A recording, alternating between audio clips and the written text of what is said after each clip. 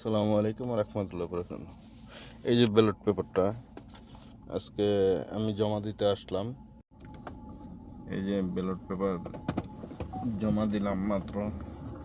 একজনে আসার কথা ছিল, তো ওনায় আসতে পারে নাই। ওনার ব্যালট পেপারটা আমি এখন জমা দিয়ে গেলাম আর কি। তো এটাই আর কি।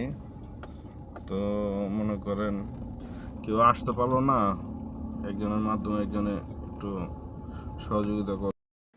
যাই হোক, চলে আসলাম ব্যালট পেপারটা দিয়ে জমা দিয়ে। তো আজকেও দেখলাম অনেক ব্যালট পেপার রয়ে গেছে আর কি। তো নির্বাচন কমিশনারকে অনুরোধ করা হচ্ছে যে আরও কিছুদিন যেন মেয়াদ বাড়ায়, সপ্তাহখানি হয়তো বা 5 দিন। টাইমে বলা হয়েছিল যে যার যার ব্যালট পেপার যার যার বাসায় চলে যাবে, তো যায়নি, যার কারণে হয়তো বা এইগুলি ব্যালট পেপারগুলি রয়ে গেছে। আপনার যাওয়া আসা হয়, আমার এখান থেকে 20 রিয়াল যাওয়া আসা, এরকম মনে করেন হয়তো বা যে নিয়ে আসলো 20 রিয়াল চলে গেল, আবার যে দিয়ে আসলো তো আরও 20 রিয়াল 40 রিয়াল। তো টাকা তো বড় কথা না, বাংলাদেশের নাগরিক হিসেবে দায়িত্ব ভোট প্রয়োগ করা, এটাই আর কি।